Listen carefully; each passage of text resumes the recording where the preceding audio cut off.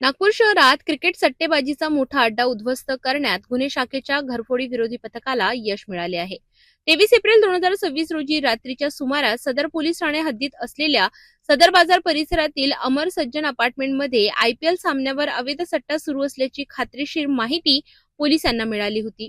या माहितीच्या आधारे पोलिसांनी सापळा रचत फ्लॅट क्रमांक 302 येथे छापा टाकला। या कार्यवाहीत मुंबई इंडियन्स विरुद्ध चेन्नई सुपर किंग्स या सामन्यावर सट्टा घेताना 7 आरोपींना ताब्यात घेण्यात आले।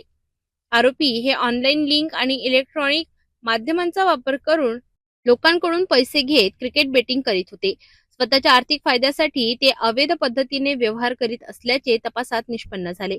या कार्यवाहीत पोलिसांनी 1 लॅपटॉप, 5 मोबाईल फोन, लॉगबुक आणि इतर साहित्य असा एकूण 2,33,600 रुपयांचा मुद्देमाल जप्त केलाय।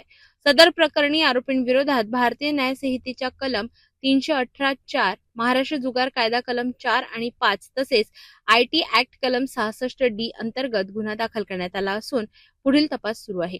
हे जे 7 आरोपी आहेत ते सदर या ठिकाणाहून एका फ्लॅटमध्ये बसल्याची माहिती मिळाली।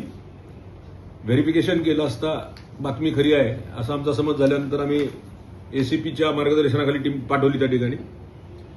तर त्या ठिकाणी त्या 302 नंबर फ्लॅटमध्ये हे सगळे आरोपी लॅपटॉप, त्याच्यानंतर वेगवेगळे मोबाईल घेऊन चेन्नई वर्सेस मुंबई मॅचवरती सट्टा घेत असल्याचं निष्पन्न झालं।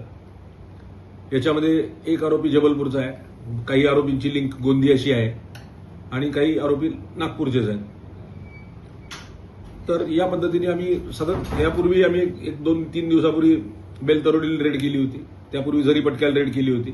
आयपीएल जसं सुरू झाले त्या पद्धतीने आम्ही स्वतंत्र 2 स्क्वॉड तयार करून जे जे जुने रेकॉर्डवरचे बुकी आहेत त्यांचे तर सर्चेस घेतलेलेच आहेत, शिवाय जी त्या बुकिंगच्या माध्यमातून किंवा त्यांच्या नेटवर्कमधून आमच्या नेटवर्कमधून आम्ही माहिती घेऊन सतत रेड करणार आहोत आणि करत राहणार।